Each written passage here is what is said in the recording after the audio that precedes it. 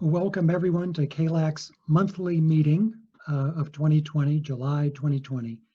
My name is Greg Kettles and I'm a member of the board of KLAC, the City Attorneys Association of Los Angeles County.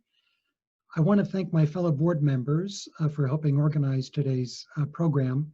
Holly Watley of Colantuno Highsmith and Watley, Jillian Van Moyden of the City Attorney's Office for the City of Glendale, Brian Hamlet of Burke Williams and Sorensen, and Teresa Fuentes of the City Attorney's Office for the City of Pasadena. Today's presentation is on how to tackle First Amendment issues amidst shelter-in-place orders, navigating a city attorney's new normal.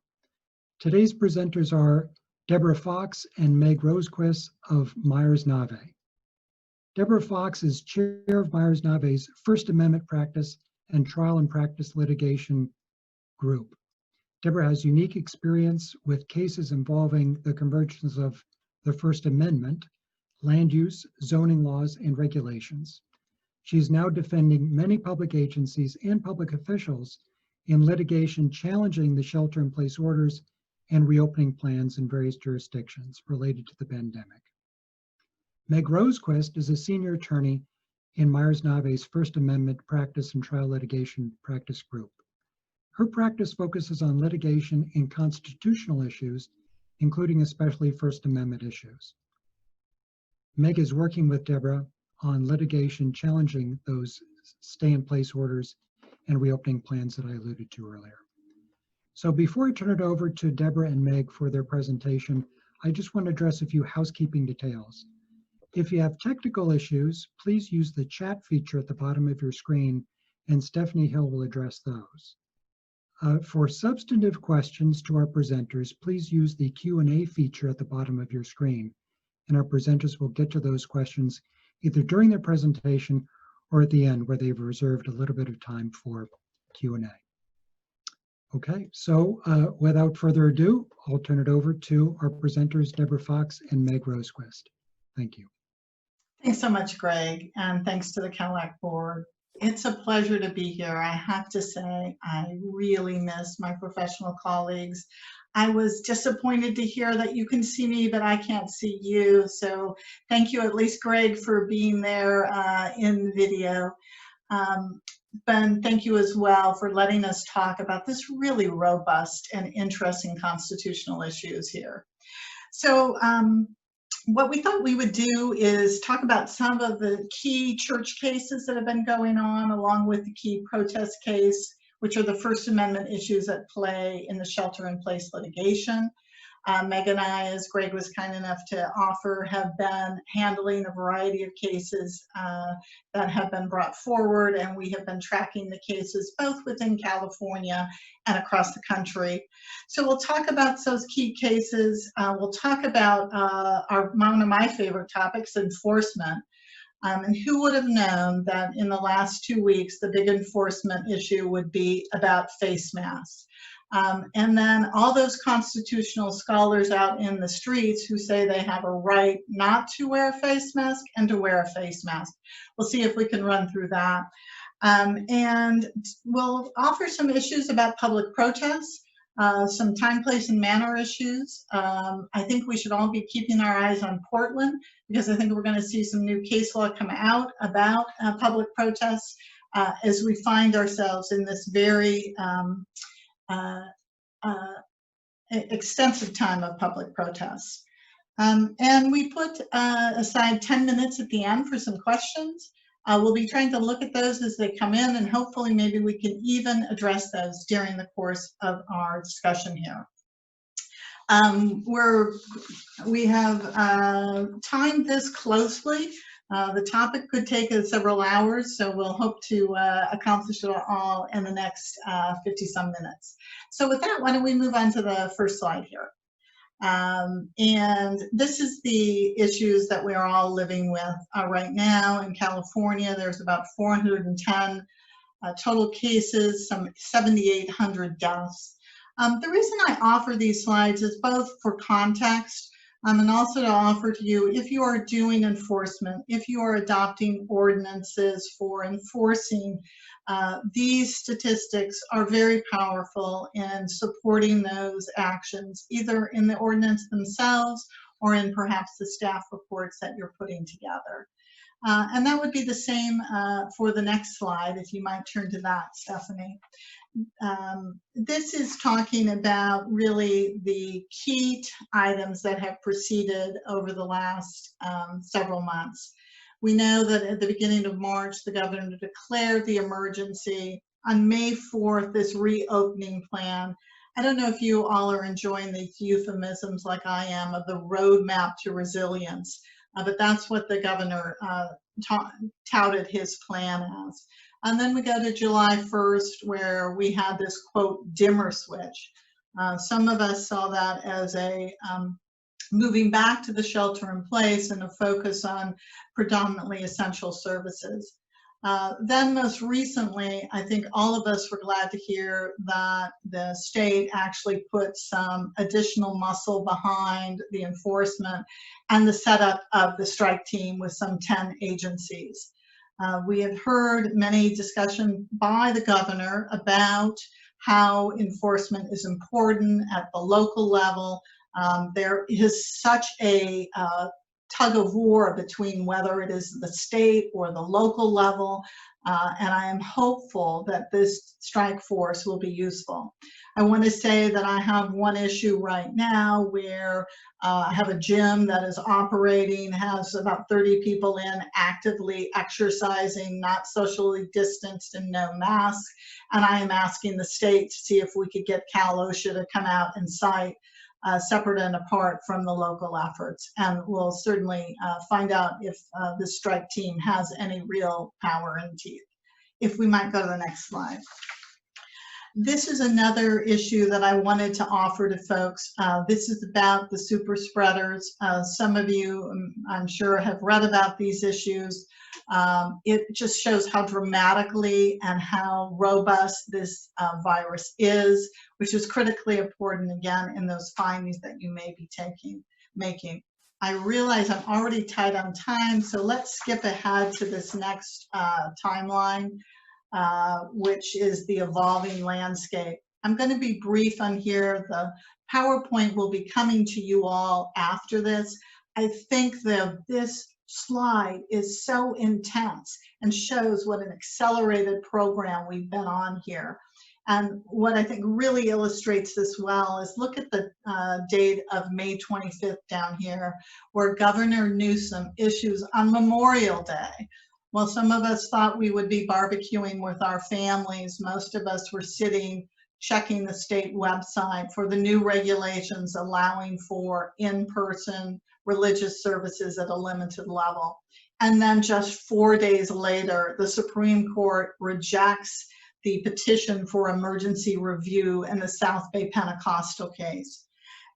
It's also really telling, look at the dates on the bottom lines there, that the Ninth Circuit had rejected the injunction on the 22nd of May.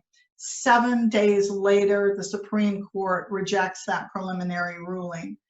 It's kind of like an accelerated law and order episode, going from the district court all the way up to the Supreme Court in just 2 months. Speaking of the Supreme Court, let's talk about that key case. If you go to the next slide, please, Stephanie. This is South Bay Pentecostal.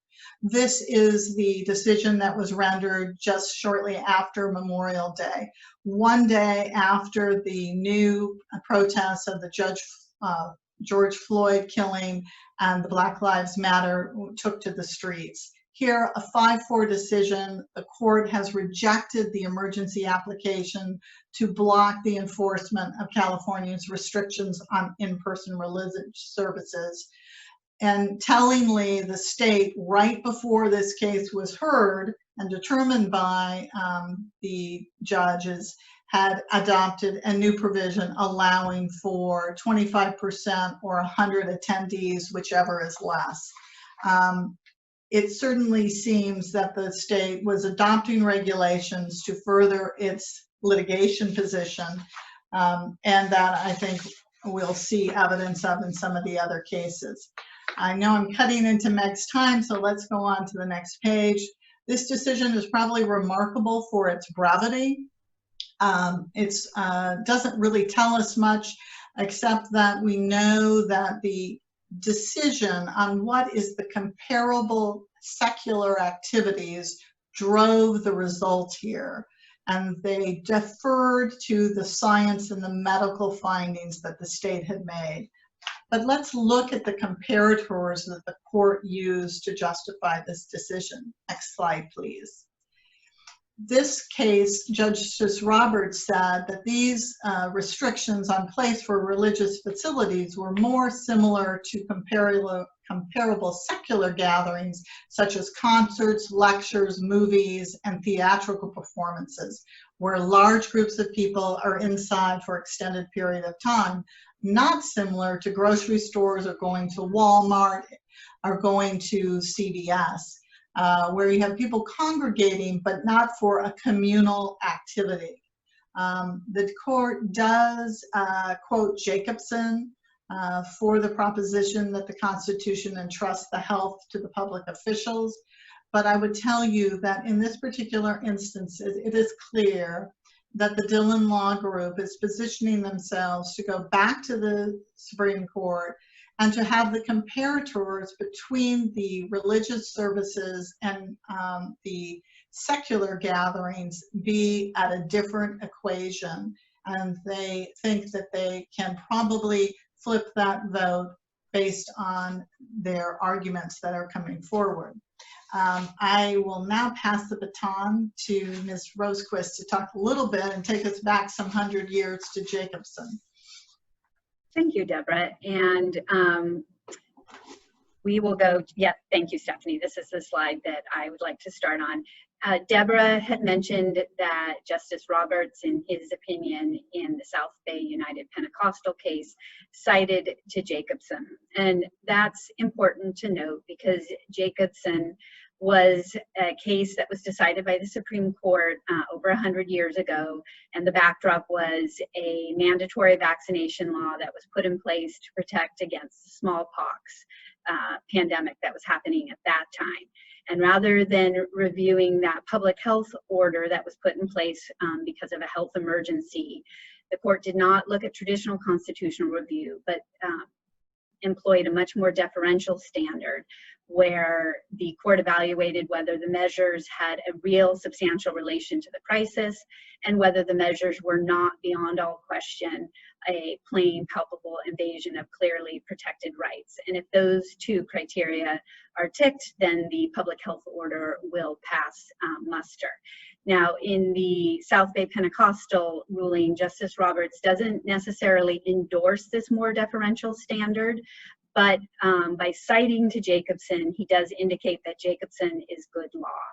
So if we can move to the next slide, Stephanie, thank you. So the courts in California and across the nation have looked to Jacobson and the more deferential standard. However, because there is not clear guidance that that more deferential standard applies, the courts are also in the alternative using traditional constitutional analysis. And the Church of the Lukumi case from the Supreme Court is the case most often cited to determine whether these initial stay-at-home orders, the reopening plans, and then now also the dimmer switch, the stepping back from the reopening plans, whether those measures will pass muster as neutral laws of general application. And even if they are on their face neutral laws, the courts also look at whether these laws were motivated by animus towards religion, so that even if it was neutral on its face, if there is some improper animus towards religious services at play, it's not going to pass muster. So if we can go to the next slide, please. Here in California, since we're in the Ninth Circuit, it is of interest to know how the Ninth Circuit ruled in the South Bay United Pentecostal. We know once it got up to the Supreme Court that the Supreme Court rejected the application for an emergency injunction pending appeal. The Ninth Circuit had also reached that conclusion and rejected the emergency request for an injunction pending appeal. It's a very short majority opinion, finding that the initial stay-at-home orders and those initial reopening measures did not violate the First Amendment. They were neutral laws of general application, and Lukumi was cited too. Jacobson is not mentioned in the majority opinion. However, there was a vigorous 19-page dissent where the dissenter says that Jacobson and that more deferential standard is not the appropriate standard. If we can go to the next slide, please. So let's see what's happening across the nation in other circuits. Well, in the Seventh Circuit, we did get a ruling that Jacobson and that deferential standard is the appropriate standard to use when you're looking at these public health orders that are enacted because of the emergency situation triggered by the COVID-19 pandemic. And just as Justice Roberts did in the South Bay Pentecostal decision, the Seventh Circuit looked at what the comparable activities were and found them to be ones that had this communal aspect of gathering, the concerts, the lectures, the theatrical performances, and they were treated similarly to religious gatherings. So it found that these limitations on the in-person religious services passed muster. Interestingly, the Aline case from the Seventh Circuit was before the Supreme Court at the same time that South Bay Pentecostal was, for an emergency injunction pending appeal. Justice Kavanaugh rejected that request, did not pass it on to the full court for consideration, but rejected the request as moot because by the time that the request got to the Supreme Court, the governor had implemented reopening plans and no longer had limitations on in-person religious services. So if we can go to the next slide, please, Stephanie. The Roberts case I've included here in the slideshows from the Sixth Circuit because it shows a circuit going a separate way from the Seventh Circuit and the Ninth Circuit. In this case, the Sixth Circuit found that the limitations on the in-person religious services likely violated the free exercise clause. And the reason the Sixth Circuit came to this conclusion is because it said that the 4 pages of exemptions meant that the secular activities were being given preferential treatment. And the Sixth Circuit here diverged a little bit in the way it looked at what those comparable activities were. The exceptions were for things like going to the laundromat, certain office services, and certain essential services. The government in this case did not appeal the Sixth Circuit's decision. We could go to the next slide, Stephanie. So in addition to the South Bay Pentecostal case, which is still percolating on the merits issue in the district court and also is on appeal on the merits of the denial of the TRO for the Ninth Circuit, we also have 3 other religious cases, religious plaintiffs challenging the COVID-19 regulations here in California that are percolating. 2 of them, Deborah and I and our team at Myers-Nave are working on, and that's in the Gish and the cross-culture cases. In both of those cases, the courts denied the initial request for TROs to stay the initial stay-at-home orders. And in both those cases, the courts looked to Jacobson and found that under that deferential standard, the stay-at-home orders passed muster, but they also analyzed the stay-at-home orders under traditional constitutional analysis and also found that they passed muster there. Good news for us in the Gish case is on July 8th, the district court granted motions to dismiss, finding the case moot because it challenged the initial stay-at-home orders, but not the state's May 25th guidelines. Now, of course, since the court's granting of the motion to dismiss, not only are there the court's May 25th guidelines that allowed in-person religious services to open up, there's also now the July 13th orders that have dialed back some of that. So we can expect when they file their amended complaint, which they must do by July 31st, that we will see some challenges to those new reopening and dimming back regulations as well. We can go to the next slide, Stephanie. The one other case that's percolating in California is the Abiding Place Ministries case.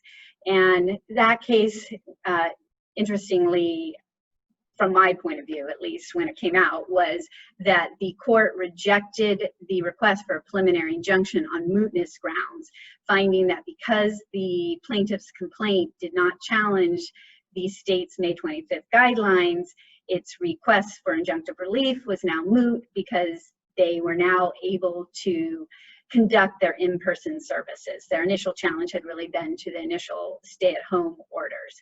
So it'll be interesting to see how mootness plays out now that the state's guidelines are moving towards restricting some of those services again. If we can go to the next slide, please. The Seuss case is a quite interesting case. This is from New York, and this actually shows how the government can get itself in trouble with some of these reopening measures when religious services are treated in a different fashion from some of the other secular activities that are allowed to start reopening. And in this case, there was a 25% cap on indoor religious services, while other business activity only had a 50% cap. The court said that this was a content-based distinction and didn't pass strict scrutiny. Even more problematic from the court's standpoint was the limitations on the outdoor gatherings, which initially had been limited to 10 and then was limited to 50. However, the court found that there was a de facto exemption allowed for the protests that erupted after the killing of George Floyd, which were clearly in excess of the 50-person limitation.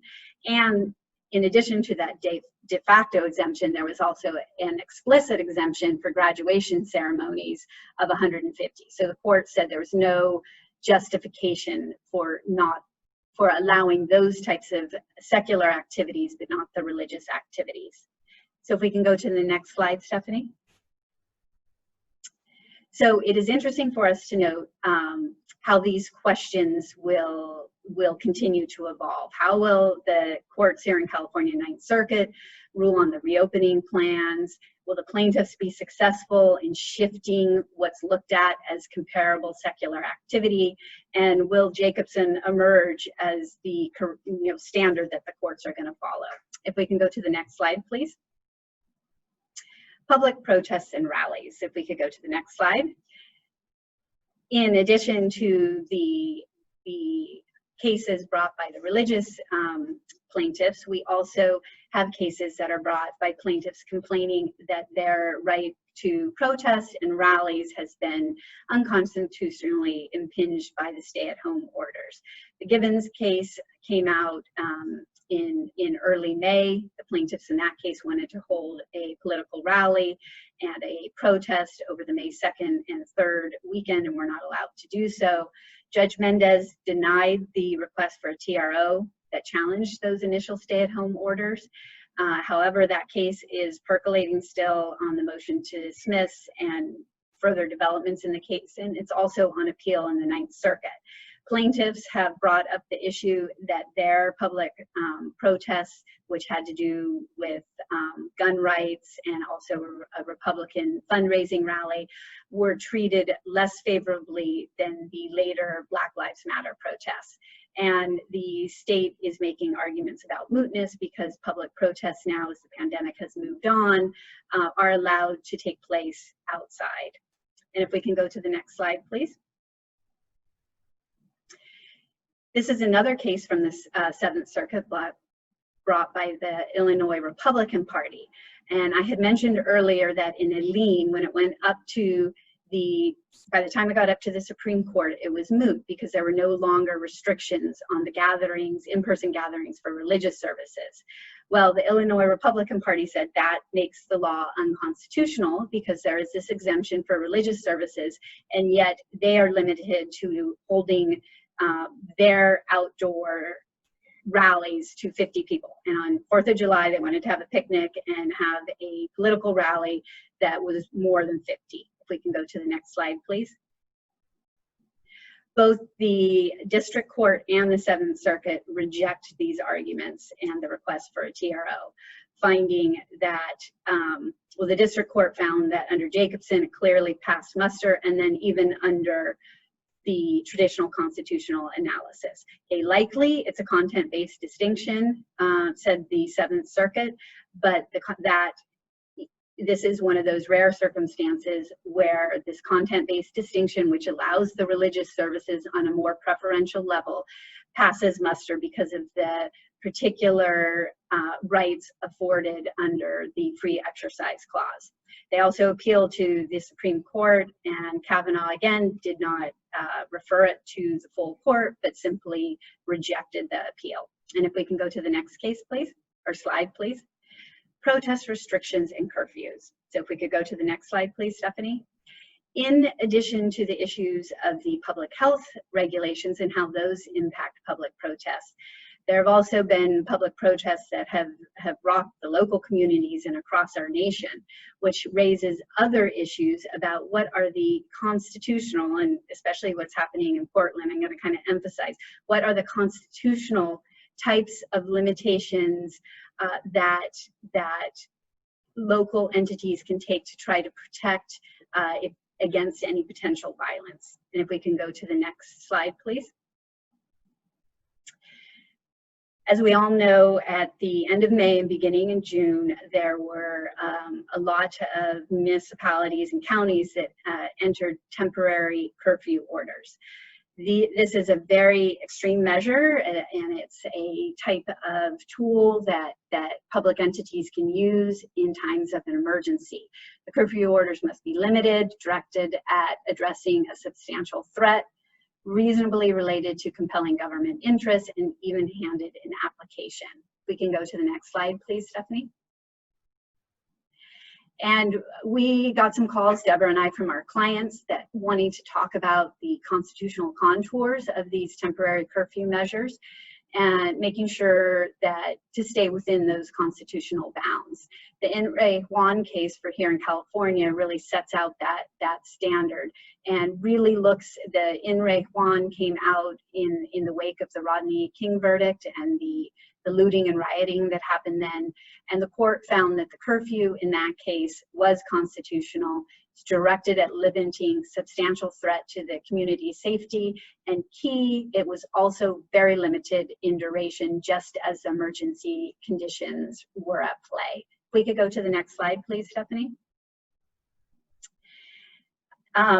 People versus Richardson also found that the temporary curfew issued in that case, even more limited in duration, past muster, was directed at preventing looting in the wake of the Northridge earthquake. We can go to the next slide, please.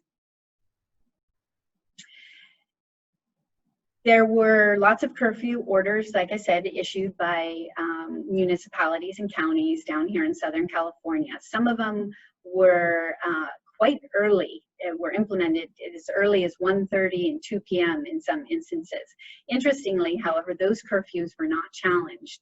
The only challenge to those temporary curfews that were put in place and triggered by the George Floyd protests and Black Lives Matter protests was the case filed against the County of LA, San Bernardino, and City of LA. And the plaintiffs challenged the curfews as unconstitutional, that there wasn't sufficient justification for them, and even if there had been sufficient justification, that they were not justified for the whole time span. This case on July 7th was voluntarily dismissed by the plaintiffs. They said that the curfews were no longer in place, and they felt confident that the curfews were not going to be reinstated. We could go to the next slide, please. There's also, as a less heavy-handed response to the potential for violence when you get protest activity, there are other restrictions, time, place, and manner restrictions that can be put in place. There's also the potential sometimes to limit a particular demonstration that's going to take place if you really believe, if there's well, let me rephrase that. It's a very high standard to meet to try to limit a protest or an assembly before it takes place. you have to have evidence that there's a direct incitement to lawless activity and that that lawless activity is going to happen. So it's a presumptive First Amendment violation to just have dispersal orders in place. And in the Collins case, which is also a Ninth Circuit case, the court, in fact, found, again, in the wake of the Rodney King riots, that up in San Francisco, there's very little credible evidence of real widespread violence going on, and the mayor's San Francisco's dispersal order was therefore unconstitutional. If we could go to the next slide. And I know I'm running out of time. I want to give plenty of time for Deborah on the very interesting enforcement and mask issue. So I'm just going to very quickly highlight that the Vlasic case out of the Ninth Circuit is a pivotal case to look at for ways to restrict, have time, place, and manner restrictions to reduce the likelihood of violence at protests. And that is having a limitation on the type of physical objects that can be taken to demonstration and protest. In this instance, the city of LA had a restriction on the size of wooden objects that could be taken to the protest. And this protest that had to do about how circus elephants were being treated, they brought a bull hook, and that was in violation of the code. The court found that this was a constitutional time, place, and manner restriction. We could go to the next slide, please. And Deborah and I dealt with this issue in Modesto, I guess a year ago now, where there was a straight pride event that was going to take place. There was evidence that there was going to be a very strong counter protest, and there was credible evidence coming in that there was going to be both the white supremacists on the one side and perhaps the anti-fascists on the other side. And with what had happened in Charlottesville, there was a concern of really wanting to make sure that this demonstration and counter demonstration did not lead to violence. So we helped the city adopt an urgency ordinance for restrictions on the use of specified items during public assembly, and it limited bricks or banned bricks, glass bottles, chains, pepper spray, and also the use of super soakers because they're oftentimes filled with noxious items. So this is a useful time, place, and manner restriction that can be used by municipalities. We'll go to the next slide and pass it over back to you, Deborah. Thanks so much, Meg. And actually, if you don't mind to go back one, Stephanie, I just want to talk a little bit of follow-up on protests here, because one of the issues that arose here was the evidence that the Proud Boys would be coming to Modesto, and there was a lot of strong support for the violence that was threatened to ensue, and it was just on the heels of many of the violent activities that had occurred across the nation. So as part of that urgency ordinance, we borrowed from a lot of our colleagues up in Oakland and Los Angeles, where they had had similar restrictions on this weaponizing of certain items that generally are not considered weapons. And we also shared that out with some of our colleagues when the new wave of protests took to the streets to try to use as a method to protect folks without restricting their First Amendment rights. I wanted to just add that during these discussions, while we haven't talked about policy, and of course policy is for the electeds, but I think good counsel always notes that the issues of violence sometimes can be ignited by restrictions. I was concerned about some of the time restrictions that were at play by some of the communities that were early in the afternoon. We got some questions about trying to do time restrictions that clearly would have impacted the scheduled time for protests.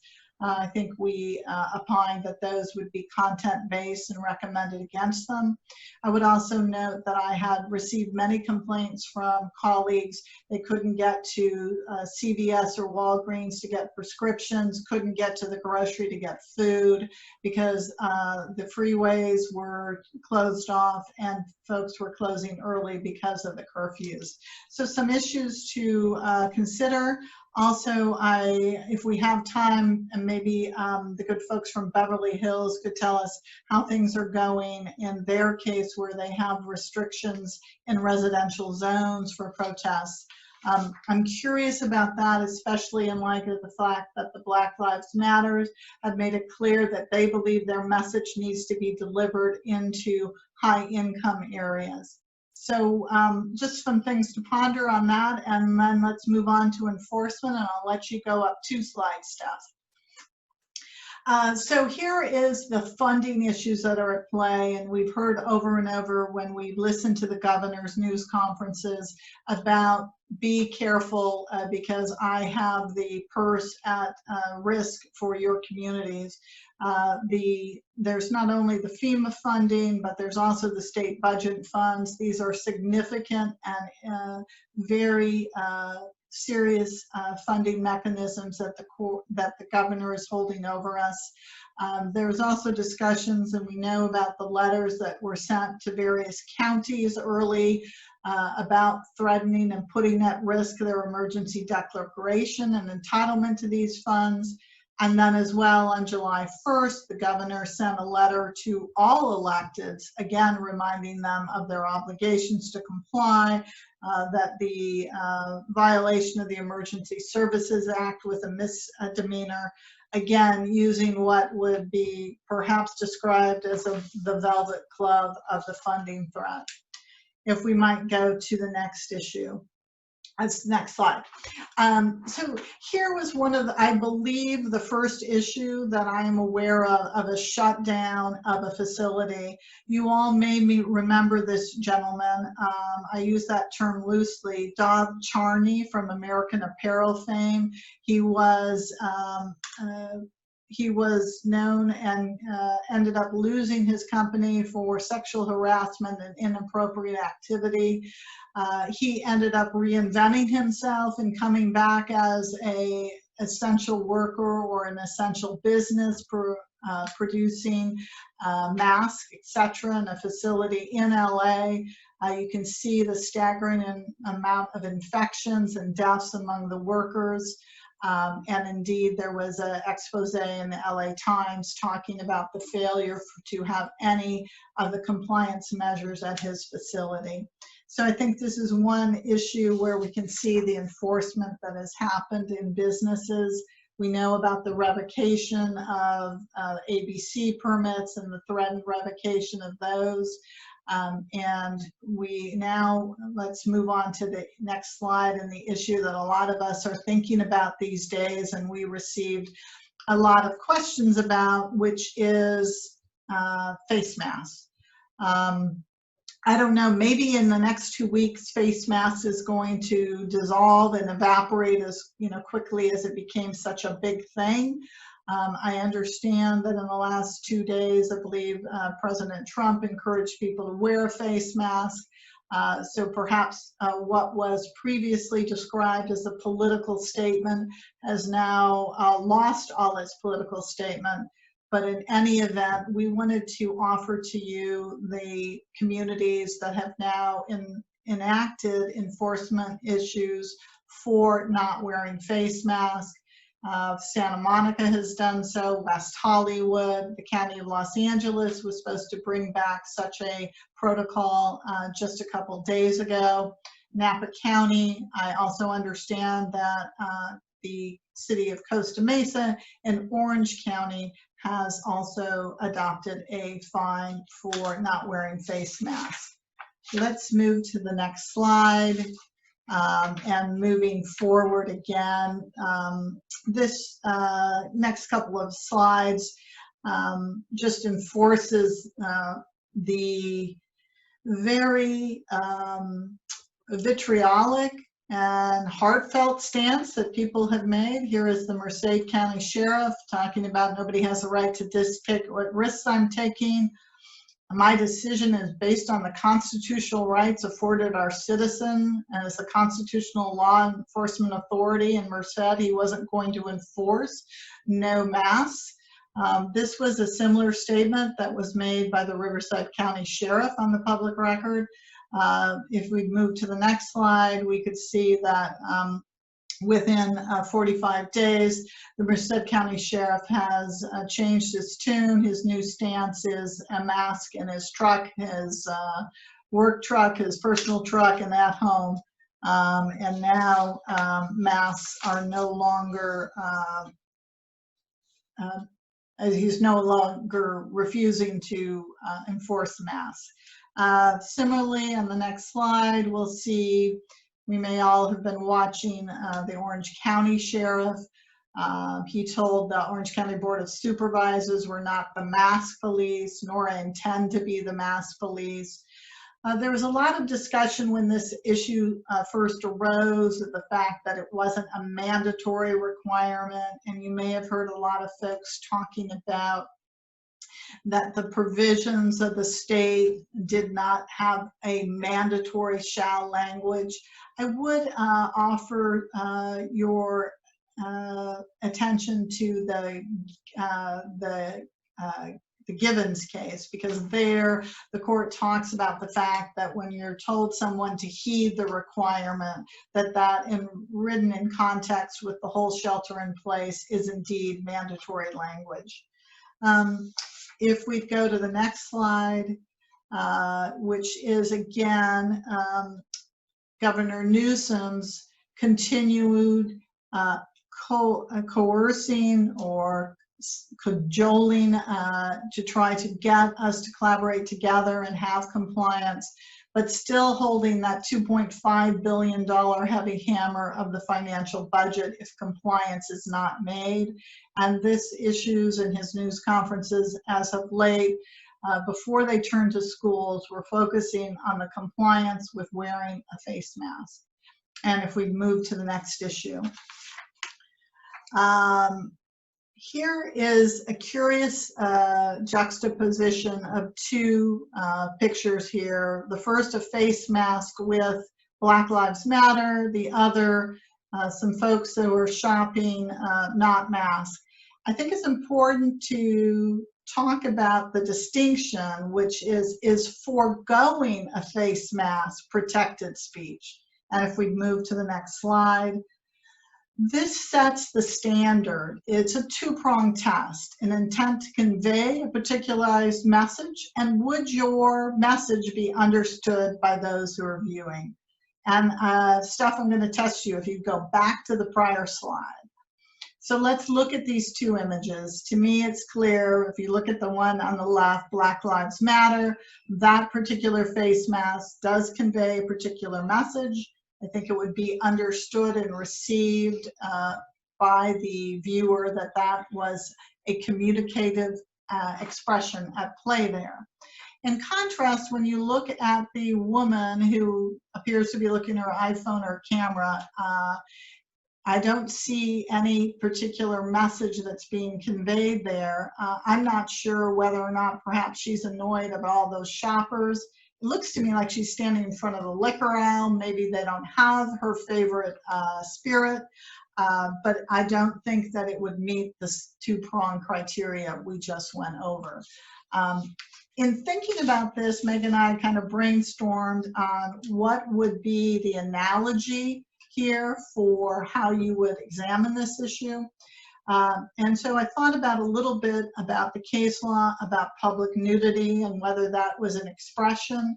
And we found a couple of cases that we would like to discuss and offer to you. So let's go up to slide, Steph.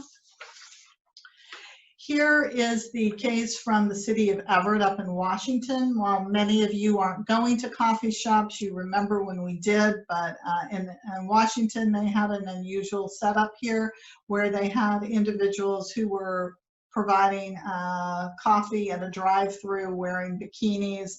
When you read the case, there was a lot of incidents of lewd and other improper activity.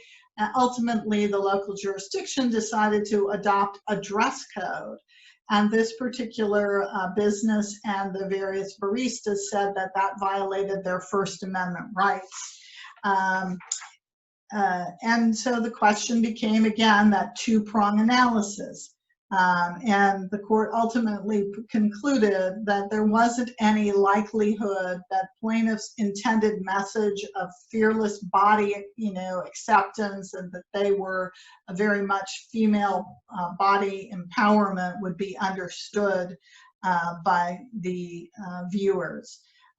It does talk in that case about the unmistakable communicative element, and then references a couple of landmark cases you may recall.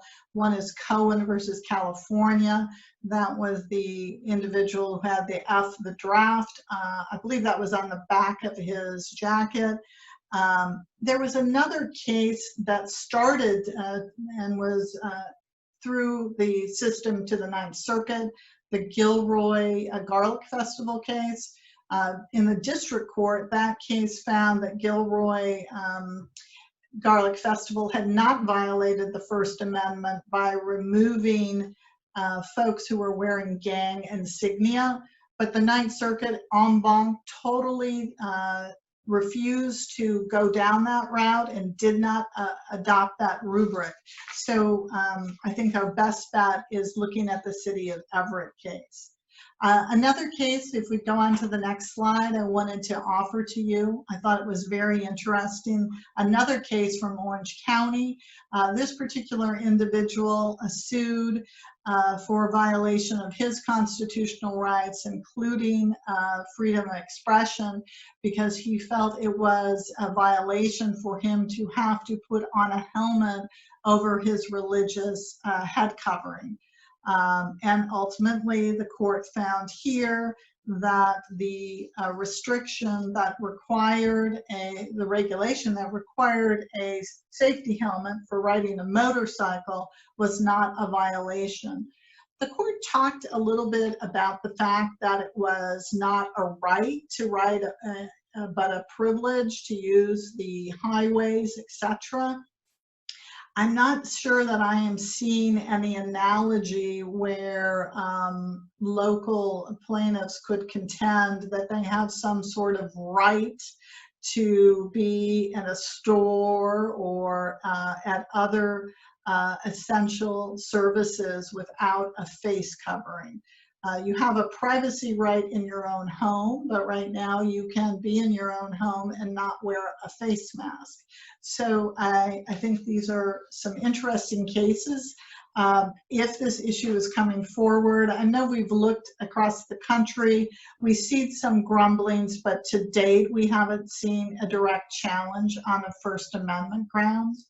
I would anticipate, though, that this might come forward once those fines are imposed, and then we have a situation where someone, in response to that fine, says, this regulation violates my First Amendment rights. And if we might go to the next slide. So the mask conundrum revisited. The issues I think we would suggest be looked at is this an intent to convey a particularized message? Is the message understood by those who've used it? Is it related to legitimate health and safety concerns? And I think we would be remiss if we didn't re-emphasize in this enforcement issue about even-handedness. Even-handedness in the application. If you're going to enforce face masks for protests, then you need to enforce face masks for other gatherings that may occur in the same and general situation. We did get some questions during the public protests about enforcing face masks at those public protests, and our answer was in keeping, if you've been enforcing it, to even-handedly enforce it within the public protests. With that, I think we might be pretty close to time, which I think is rather remarkable with the hefty topics that we had at play. We've got a couple questions. One that I got to read while Meg was talking, which is terribly interesting. One of our colleagues from Santa Monica says she has an issue regarding street performers and has been informed by that LA County is saying that street performers are prohibited because it would involve an event or gathering of non-household members, and goes on to ask us how we, what our thoughts on this are. Well, my thought is first that clearly the street performers have First Amendment protected activities. We know that from a variety of cases that are published, including the series of cases from the Venice Boardwalk. My initial reaction is that you would have to establish there was a gathering, it's outside, and it wasn't social distance and mask. I wouldn't want to be, I would be very careful in proceeding to cite any street performers, but first would try to enforce any of the distancings if the gathering was more than 10. I also would call out that the state has now allowed, as many of us know, drive-in churches. I was just reading about in Ventura, where Ventura had a drive-in concert where there were some performers up front. People were in their cars or sometimes outside their cars. And so I would think we'd want to take a look at some of those issues. Larry Weiner says that Beverly Hills is present and can answer some questions. So Stephanie, can you elevate Mr. Weiner and let him tell us about what's going on in Beverly Hills?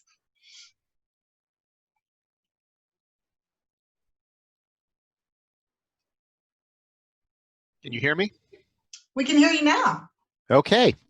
So Beverly Hills did adopt a protest regulation that prohibited protests in the residential area between the hours of 9 p.m. and 8 a.m. This was following two protests that commenced around 10 p.m. and went till 1 a.m. Definitely waking up the neighborhood with bullhorns and fireworks and large speakers strapped to the roof of vans. And so we did that following basically Supreme Court Ninth Circuit precedent saying that this was a time restriction. And residents have, it's a compelling governmental interest to allow residents to sleep in their homes. The protests were carried out by the Occupy movement, so they weren't interested in communicating with us at all. But the ACLU did communicate with us and said we should repeal this ordinance. We wrote a letter back saying why we felt it was constitutional, and the ACLU decided not to pursue us for that ordinance. So this is a temporary ordinance. It's only lasts as long as the emergency lasts, and probably that won't go on for too much longer. And it exempts protests under, assemblies under 10, and it exempts silent protests. So it's still in place, and there was another protest, and we had a number of arrests out of that protest. Those haven't been prosecuted yet, and we'll see what happens with those prosecutions. And if there are any questions, I'd be happy to answer them. You said it was temporary, Larry. Does it have a natural expiration date, or? It was temporary because it was designed to expire with the expiration of the emergency. So we'll probably come back maybe in August, assuming there's no further protest. We'd probably come back in August and call off the emergency. And so it's going with the emergency of the statewide emergency, or some separate local emergency relative to the protests you guys experienced? Yeah, there was a local emergency that was called on May 30th regarding the George Floyd protests. On May 30th, we had significant looting in the city, and the emergency was called in response to that. There were some curfews imposed, those were repealed fairly quickly, as the speakers were saying. But this restriction on assemblies in the residential areas at night, that was put into place around June 13th or 14th. Thank you for that. Do you guys have a fine for face masks? Is anybody aware of any, whether it's Beverly Hills or others, that have actually issued any citations for failure to wear a face mask? We, if I've got the mic, and then I'll turn it over. We have issued. I'm trying to think. This past weekend, we decided it was time, and we issued about. Probably averaged around 7 or 8 a day over the weekend.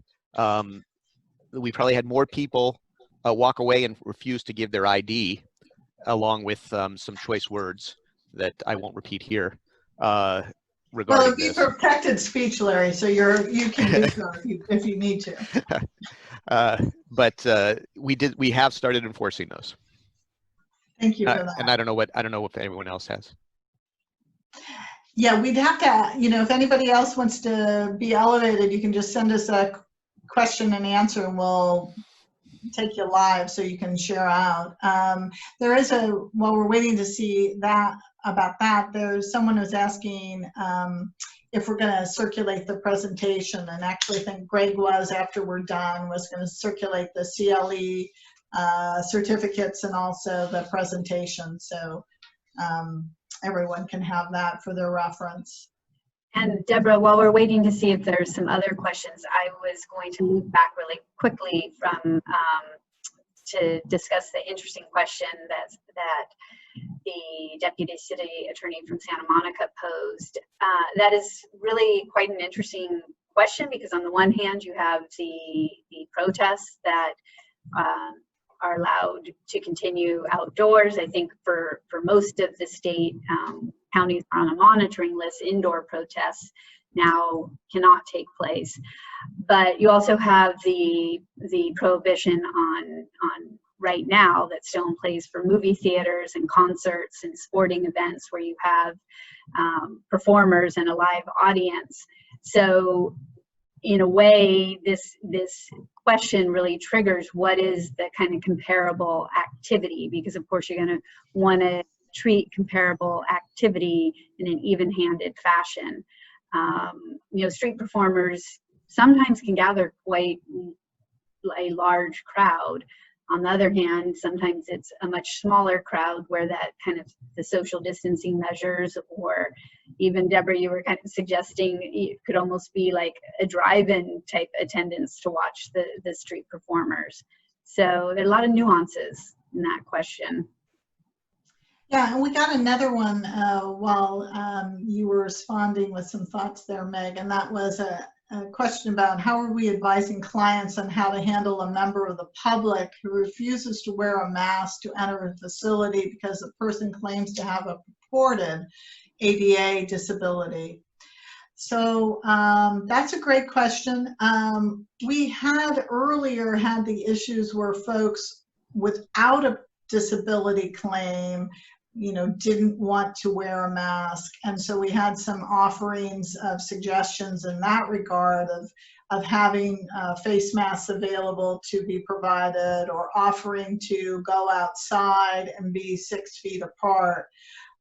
I have not confronted, and I'd want to check with some of my labor folks about if you could require proof of the disability to be able to then provide some municipal services to these folks. But I don't know if the greater group has some thoughts on that, or Meg, if you have any, or Greg, if you've tackled that. I'll just quickly offer, part of it would be what your, I guess, looking at the specific regs and making sure that you have an even-handed application for your face mask requirement. I do know a couple of airlines now have made face masks mandatory, except for those under 2 years of age. And so those couple of airlines no longer allow this exemption for ADA issues. Of course, that's a private business, so different issues than for public entities. But I think that is an issue that's going to continue to come up.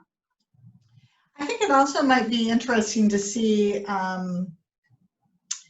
if you could provide the service online. So it depends on what they're doing. If they need to have a building permit or building plans, that can probably be submitted online. So perhaps the whole issue can be dealt with in an alternative manner. Oh, and I see that there was a response from Kristen Galler at the City of Santa Monica saying that they recently amended their face mask covering emergency order to allow a business or an enforcing officer to ask for credible assurance that the face mask cannot be worn due to a medical condition. So that's how one city is handling that issue. Thank you for that. Well, I think with that, we should turn it back to you, Greg. Okay, I want to thank Deborah and Meg for an excellent presentation, just chock full of content and also incredibly relevant to these times that we're living and working in. So thank you again for a great presentation. Thank you all for joining us. Before I let everyone go, I just want to highlight there's a webinar being hosted next week by the League of California Cities on the managing the relationship between the city attorney and the city manager. It's taking place next Wednesday at 3 o'clock. You can register on the League's website. This was a presentation that was supposed to be held at the spring conference, which was canceled. So a lot has gone into it. It's a very high quality program, so I encourage you all to register for that. And thank you again to Deborah and Meg for an outstanding presentation, and thank you for joining us. Stay safe out there, everyone. Thanks so much. And don't forget to wear a face mask. It was a pleasure. Bye.